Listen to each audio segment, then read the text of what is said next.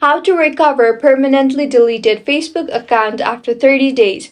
Hello everyone, I am Bishakha and welcome to our channel Create, Login and Delete. Let's get right into the tutorial and open your preferred browser, and in the search bar search for facebook.com/support. Now in the interface that appears, click on the back button and then you will see an option for account settings. Click on that. In the interface that appears next, click on No, which is below the "Was this helpful?" question. You will see an option for what went wrong. Click on the other option. Now add in your feedback. I will just write briefly here, but make sure to be more informative while adding in the feedback.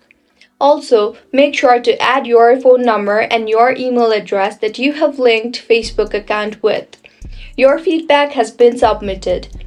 You will soon receive a recovery email from Facebook in your email address.